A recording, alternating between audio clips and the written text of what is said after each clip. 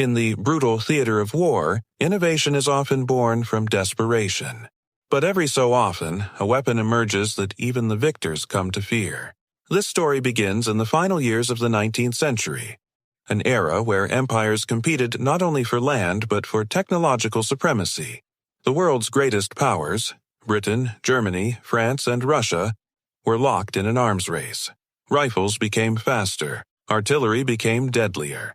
But one invention stood out from the rest, a weapon so terrifying, so devastating, that it would change the rules of warfare forever, and then be banned after its first use. Its name was the Maxim gun, known simply as the Devil's Paintbrush. Developed by Sir Hiram Maxim in 1884, it was the world's first fully automatic machine gun, a weapon that didn't need reloading after every shot, didn't rely on manpower like a volley of rifles, and didn't stop until the barrel overheated or the enemy disappeared. It could fire 600 rounds per minute, turning the battlefield into a storm of metal and death. At first, many military leaders dismissed it. They thought it was too heavy, too complex, a mechanical curiosity rather than a practical tool of war. But that all changed in the late 19th century, when the British Empire began testing it in the African colonies. And what happened next would haunt military history forever. In 1893, during the First Matabele War in what is now Zimbabwe, British forces armed with 4 Maxim guns faced over 5,000 Matabele warriors. The battle lasted less than 2 hours. When the smoke cleared, nearly 3,500 Matabele lay dead. The British, just 4 casualties. The world had never seen such one-sided slaughter. Word of the Maxim gun spread quickly. European powers realized that whoever controlled this weapon controlled the future of war. But the horror of that first battle left a shadow that could not be erased. Newspapers called it the day the machine replaced the soldier. In a matter of hours, the Maxim gun didn't just win a battle. It ended an era. And yet, this was only the beginning. As the new century dawned, the weapon found its way into the arsenals of almost every major army. The Germans improved it, calling it the MG-08. The Russians produced their own versions.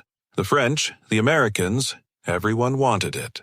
But what none of them realized was that this weapon, this so-called masterpiece of engineering, would soon bring humanity to its knees. By 1914, the world stood on the brink of World War I. Millions marched to the front lines, unaware that the world's new gods of war were not men, but machines. When the first Maxim guns opened fire across the fields of Belgium and France, the results were catastrophic. Entire battalions were cut down before they could even reach enemy lines. Soldiers described the sound as a ripping saw that never stopped. The Maxim didn't just defend positions, it created stalemates. It forced armies to dig trenches, to hide from the unending rain of bullets. It shaped the very landscape of war itself. And soon, both sides realized that this invention had gone too far. The weapon that was supposed to win wars had instead trapped humanity in one. The generals called it a triumph of technology. The soldiers called it hell. By the winter of 1915, both sides had Maxim-style machine guns, thousands of them, facing each other across the trenches. The war became a nightmare of noise, smoke, and endless death. The same weapon that had once been hailed as progress was now recognized for what it truly was. A monster. And after one particularly infamous battle, a massacre so gruesome that it defied all logic, the world would finally begin to ask, had mankind created something it could no longer control? The year was 1916. The world had already bled for 2 long years in the Great War. But nothing could have prepared humanity for what was about to happen on the banks of the River Somme. At dawn on July 1st, British forces launched a massive offensive against the German lines. Over 120,000 soldiers advanced across open fields, confident that their artillery barrage had destroyed the enemy's defenses. But they were wrong, terribly wrong. Hidden in deep bunkers, untouched by the shelling, waited hundreds of German Maxim MG-08 machine guns. When the whistle blew and the British soldiers climbed out of their trenches, the world changed forever. The Maxims began to roar.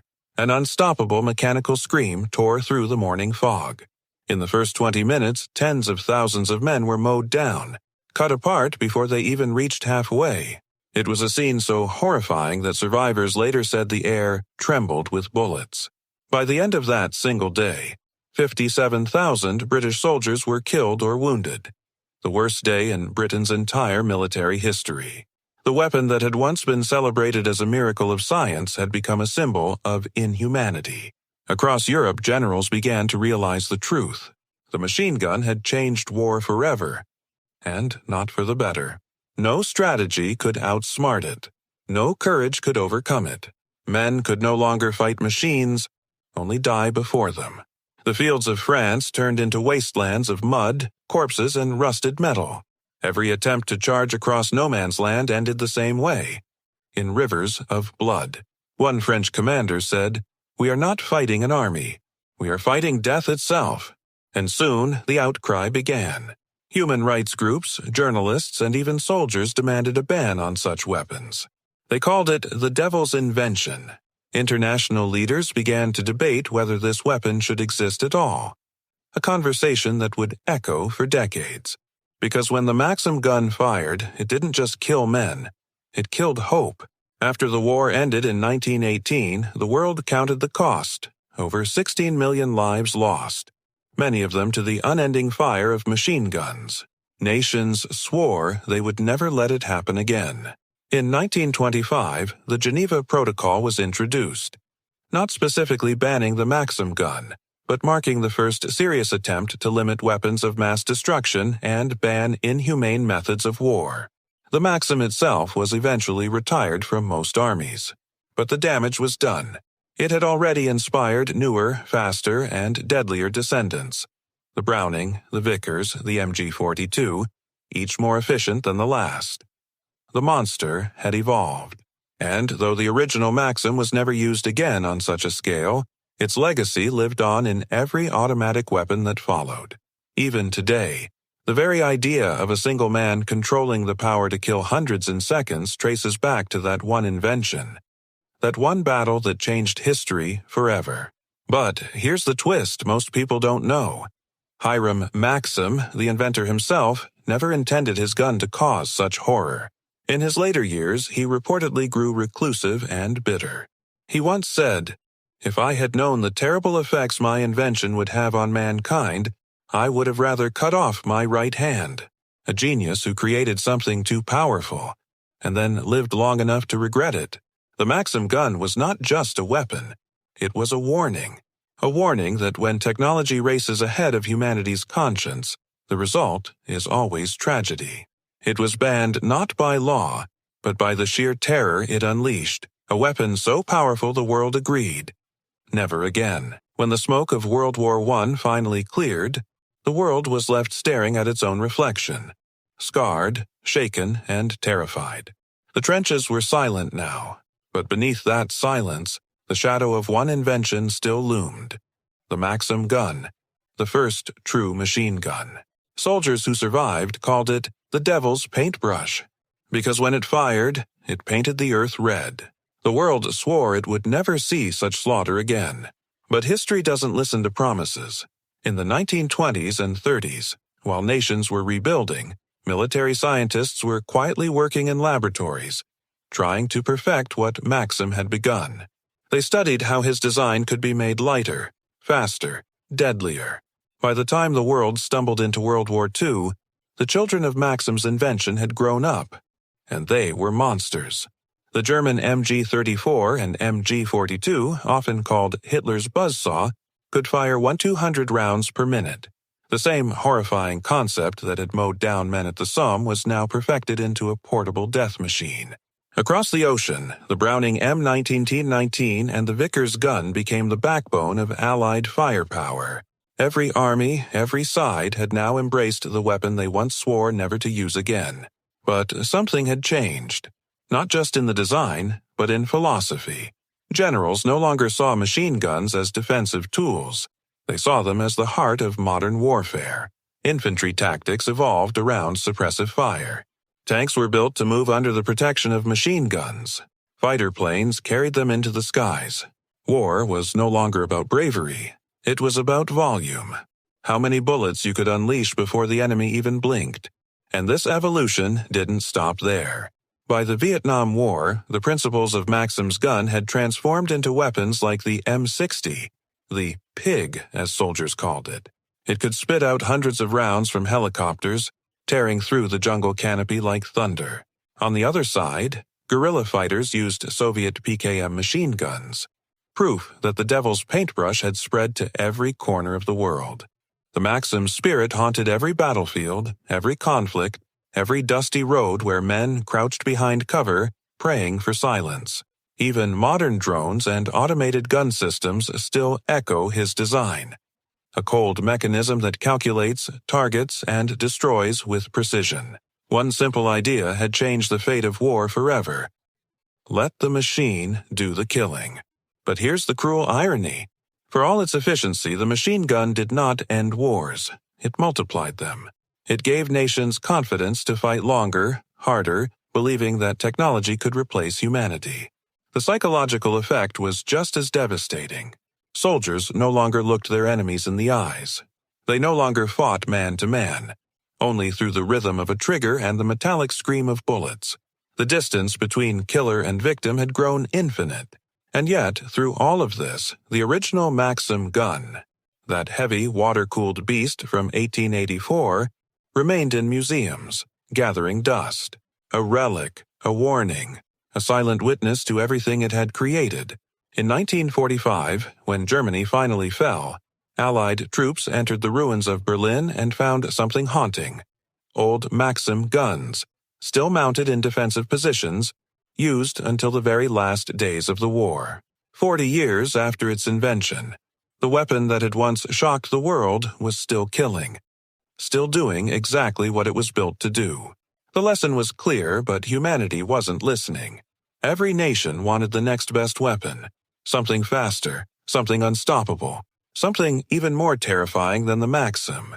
And that's exactly what they would create next. A weapon that would make the devil's paintbrush look like a toy. The final days of the Great War left the earth trembling. Tens of millions were gone, swallowed by trenches, mud, and metal. When diplomats gathered in Paris in 1919 to sign peace, one thought echoed through every corridor. We must never unleash this horror again. But how do you ban an idea once it's born? The Maxim gun had changed the world forever, not just as a weapon, but as a philosophy. It wasn't the machine that terrified them. It was what the machine represented. Mass, mechanical death, stripped of all humanity. And so, after the war, military leaders and governments began to quietly agree. Some weapons were simply too cruel to be allowed again. At the Geneva Conventions and later through international arms treaties, efforts were made to regulate warfare, to limit the use of automatic weapons against civilians and ban those considered inhumane. The Maxim gun became a symbol of that horror. It was banned from being used in certain types of warfare, and nations began replacing it with lighter, more controlled machine guns. Though the irony was, they were even deadlier. Still, the symbolism mattered. To ban a weapon was to admit that humanity had gone too far. But even as these bans took shape, something darker brewed beneath the surface. The military-industrial complex, the machinery of mass weapon production, was thriving. Factories that once built Maxim guns now built their descendants. Designers re-engineered them, renamed them, rebranded them. Governments justified it. These are for defense, for deterrence, for peace through strength. But the truth was simple. Humanity hadn't banned the machine gun at all. It had only changed its shape. Then came the moment that shook the world again. World War II erupted like a storm of fire and steel. Nations that had sworn never again returned to the battlefield, each armed with thousands of machine guns, MG-42s, Brownings, Degtyaryovs, and Brens, each an echo of Hiram Maxim's original nightmare. The weapon that was once too powerful to use again had become the standard. On beaches like Normandy and in cities like Stalingrad, the sound of machine gun fire became the soundtrack of human suffering. Lines of soldiers fell in seconds. History repeated itself, but louder. After 1945, the world tried again to impose limits. The United Nations was formed, and with it came new conventions on the laws of war. Weapons that caused unnecessary suffering were to be outlawed. Machine guns were restricted to controlled use by military forces. Civilians could not possess them. Automatic weapons in open battlefields became symbols of destruction rather than victory. In short, the Maxim's spirit was chained, but the ghosts it left behind could not be contained. Today, the Maxim gun sits quietly in war museums across the world, in London, Berlin, Moscow, and Washington. Its black steel body is still intact. Its cooling jacket still gleams faintly under the lights. If you stand close enough, you can almost hear the faint echo of its recoil, the rhythmic clatter that once defined a generation's nightmare. And yet, even in silence, the Maxim whispers a message, a warning to every soldier, scientist, and general who ever dreams of ultimate power. Because here's the truth that history keeps teaching but humanity keeps forgetting. No weapon ever truly dies. It evolves, it waits, and it returns when fear demands it. The Maxim was banned, but its bloodline lives on in every automatic rifle, every chain gun, every mechanized turret mounted on the war machines of the 21st century.